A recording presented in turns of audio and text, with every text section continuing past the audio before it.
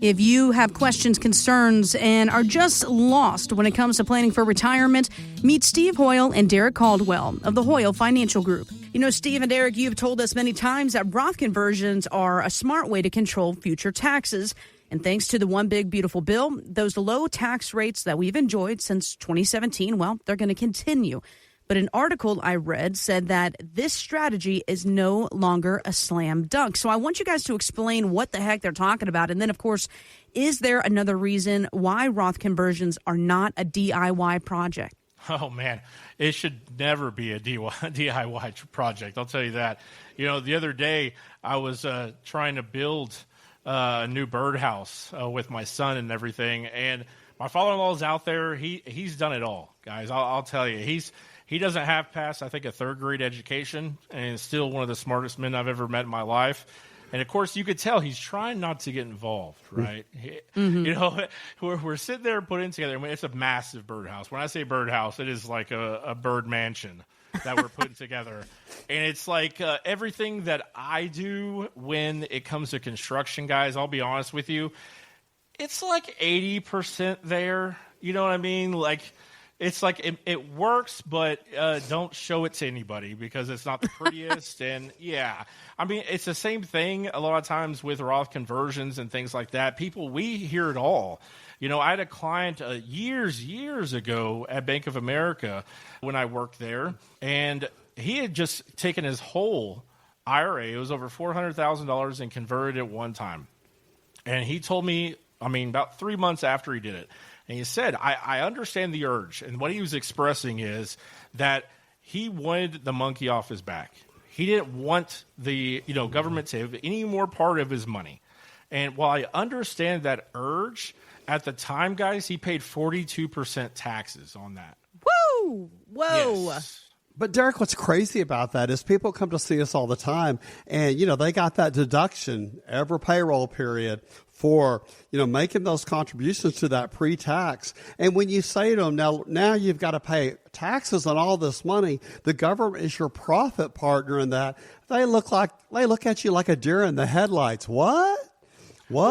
No education, right, Steve? I mean, companies don't help people. They don't educate everybody. How many times do we see that they don't know if it's pre-tax or after-tax money or anything, right? I had a client in one of our classes. We just took on a new client from one of our education classes, and she wrote, Steve, on that form, you remember, she said, I have this much money at Fidelity, and I have no idea how it's invested or if it's taxable or anything. And that is 90% of people that we see. Wow. I mean, because we're told the same thing. Well, here's your 401k. You could choose to do it. You could not choose to do it. Completely up to you. You just put in percentages of what you want and how you want it invested. And 30 years later, we go, okay, how is this all done? That's how everybody is. But, Derek, I think the crazy thing is, I'll bet it happens 5 times a month. People come to see us. They have worked at other jobs. They have a 401k there. They don't have a statement. They don't have anything that shows that money. Listen, I worked at that company. Well, now that company has changed names 3 times. We've got to go back and find the plan. And that money, people with old 401ks, old IRAs, think how they could put that money to work for them for retirement. It's huge. Yeah, absolutely. We see a loss. We've helped people recover 401ks, which is not always easy, guys. No. It's not always something that, hey, we just call Fidelity and check with them, call Vanguard, check with them. It can be quite time-intensive and everything, but I urge everybody to take control of their money for sure. But also just, hey, know where it is, what it's doing for you. You don't have to get underneath the car, and fix your car in that aspect. Like, you don't have to know every single thing. But those are the top 3 things I would think is where your money is. Make sure that you have a statement from there, how it's invested, and what's your risk in those investments. Those are the top 3 things that I think everybody should know in the minimum. And our job is to help people because we know the extreme lack of education that we get growing up. I think up until college, Steve, I didn't receive really anything other than how to balance a checkbook, and that was in my personal finance class senior year. Exactly. Sure. Yeah, I mean, and crazy. You talked about it, Steve, a lot of times about your generation and your parents' generation. Like, you don't talk about money. But I really think people should, tell about their successes, but also their failures. You can learn so often from a failure. But, it's interesting going back to your Bank of America story. Once he got those taxes out of the way, Derek, think about the opportunity he had for growth, growing that bucket of money tax-free. And, I think it's also one of the things we think about a lot is people are like, well, I'm not going to use this money. It's my kid's problem. Absolutely not. You need to pass on tax-free money to your kiddos. The government knows that, we've just moved the RMDs up to age 73. They know that your kiddos are going to be in the highest earning wages of their lifetime. So they know what a great time to pass that on and let those kids pay all the taxes. You talk about a tax time bomb, giving a really successful, kid a bunch of money or adult, hell, sometimes we're giving them to 70-year-olds. It's crazy. Yeah. And y'all know as well as I do that the tax extension that we're kind of enjoying right now, it is something that is just, I say moments, but years away from changing, right? How many times has the next administration came in and just flipped the script on us, and all of a sudden, hey, we didn't take advantage of it, so now we're kind of stuck. So to kind of answer your question, Jess, too, is the DIY thing? Absolutely not. There are so many calculations. We look at Medicare, too, guys, because Medicare can be affected by the amount of income that you take if you're that retirement red zone and everything. We look at how you're investing those funds, guys. I mean, you know how long it'll take you to make back that kind of money if you're sticking that money in a CD, right, at 3%? It's going to take a long time. So all these calculations go into whether or not we recommend somebody getting a Roth conversion, where to put it, all those things that go into that. We have to be sure it's 100% in your best interest, hands down. And then we got to plan for that, right? But Steve, you hit the nail on the head. If I'm alive and I can take those taxes at 20%, but most likely when I'm deceased, the government's going to get 40. I'm taking the 20, buddy. Absolutely. Every day, right? So if you're in the retirement red zone 5 years before retirement or 5 years after retirement, and you need a tax strategy, you really need to sit down and understand how taxes in retirement could really wipe out the retirement you've always dreamed of. Call us today and let's sit down and put a tax strategy together. Look at the 401ks, look at your IRAs, and really get to work. Call us today. So we've all heard of that common 60-40 portfolio, right, where it's 60% stocks, 40% bonds. But have you heard of this 50-30-20 portfolio?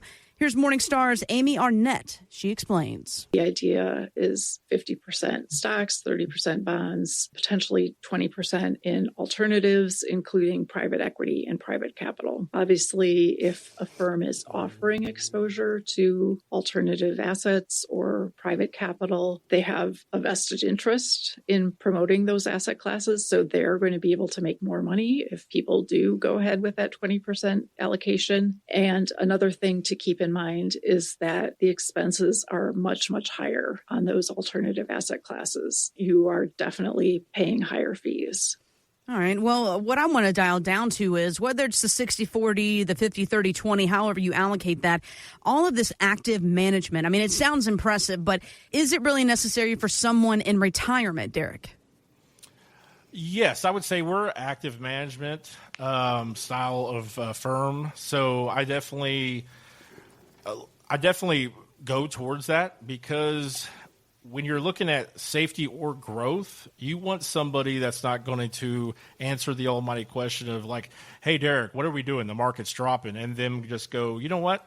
Just hang in there, buddy. It's going to be okay. You want somebody that's actively trading and actively managing your accounts and staying on top of it to really dig in to not only meet your goals as far as growth, but also on the defensive side. Do something about it. There's always opportunity in the markets. There's always something that can be done to tweak your portfolio, and that's what we look for a lot. I do have to disagree with her, though, on private equity. not only the firm, just the fees of those firms and everything, very, very, very high, guys. And the lack of transparency is the biggest one that gets me. Keep in mind that private equity, you don't have any liability to disclose your financials to the public. You don't have to do any of that. So when people, in this day and age, when people are worried about their finances so much, and also the scam artists that are out there, transparency for me is key. And I think that there's also other higher risk investments and different portfolios that you can get into. Like, we use annuities a lot for safety. We use everything from blockchain, which is cryptocurrencies, to emerging market, to AI tech, those kind of things. But very few clients have the stomach for that kind of risk. And the biggest thing is being on the same page with your advisor on the amount of risk that you're willing to take, and quite frankly, once again, transparency of what that means in a good market, but more importantly, what does that mean in a bad market? Private equity, generally they have periods too of illiquidity, which we don't like. That's something, there's too many cons for me for private equity to make that something that our firm will endorse. I want clients that have options, yes, but I also want to make sure that they're properly diversified. And I think we can do that in a way that's a lot smarter and keeping the fees as low as possible, because that's how I am, Steve, right? You absolutely. Both fees are everything. Yeah. This guy goes to the cheapest gas station in town. You think he's going to pay high fees? Come on. That's really, in this day and age, everybody's looking for alternatives. Really, they're looking for something different than that 60-40 portfolio. And I urge you to give us a call if you don't know what that means. If you do know what that means, there are a lot of great tools out there, like I mentioned, with annuities. There's dividend income portfolios. There's a lot of different things out there now than just, hey, I'm going to stick this in, a couple mutual funds and give it a go. Stop doing that. We don't really like mutual funds either because of the fees involved. And if you don't know the fees, call us. We do complimentary retirement portfolio analysis for you. We will tell you exactly the good, the bad, the ugly, and we will show you exactly what you're paying in fees. And hey, if you love what I'm telling you and you love what you're paying and you love the analysis that I give you, fantastic. But I'll tell you, 9 times out of 10, there's going to be something in there that you're like, wow, I did not know that, Derek. Jess, we're going to do first 5 callers. Complete complimentary retirement portfolio analysis for you. We're going to tell you what the good, the bad, the ugly is in your portfolio, and we're going to deep dive in that and give you a complimentary meeting with us, and then we'll sit down again and do another complimentary meeting, but we tell you all that you need to know about how you're invested, where you're invested, and let you make the decision of where you go from that point. We've talked before here on the show about really how Derek and Steve, you guys are acting as somebody's, financial coach, if you will. And let's look at the biggest athletes that we've ever known. Michael Jordan, Tiger Woods, Shaquille O'Neal, just to name a few. They all had coaches that, worked with them to make their game perfect. That is what you're doing when it comes to finances here. And there's got to be signs that you see where you say to somebody, look, it's clear that you're not getting the right information from this other advisor you're talking with. Well, it's interesting how many people come to see us, Jess, and say, my advisor never called me back, or I never talked to him. His assistant called and gave me a 1 sentence from him. They weren't responsive. They were not reactive. They were not getting that added peace of mind to sleep at night. Derek, don't you think that so often people come for a second opinion? Yeah, and Steve, I'll tell you, some of the biggest things we hear, because Tiffany actually did some research on this, and she took polls from new clients for the last year. And these are some of the ones she heard a lot of. And one is that they always were afraid to call them. Right, they always, they felt like they were an inconvenience or they were bothering them. They don't ever hear from them unless there's a trade or they want to move their money. That was number 2 there is, you should be having those, I like to say, like fireside chats, coffee meetings. Like, it doesn't always have to be an hour and a half long meeting, guys. But what we expect at our firm is a lot different than others. So you will hear from me a lot, because most of the time when we start digging in and just chatting, something will fire. Something that you thought about a month ago, and we just got off the phone and then you forgot about it, or there was something that you said that made me go, hey, we got to talk about this. Just the other day I had a client that we were sitting there talking about my kids, right? And I just happened to mention that they have 529 plans, and we had previously talked about their grandkids, but they had just been born. She had a 1-year-old and one on the way, and she was like, hey, we talked about that last time. Tell me more about those 529 plans. But if we hadn't had that conversation, it could have been the next time I talked to him, or maybe even a year from there, where, hey, that's something that got the wheels turning, right? And that's just normal conversations with everybody, And a lot of times the biggest thing we also hear, Steve, right, is stay in there, right? The market's down, but don't worry. We're not going to change a thing, guys. We're just going to stick with the plan.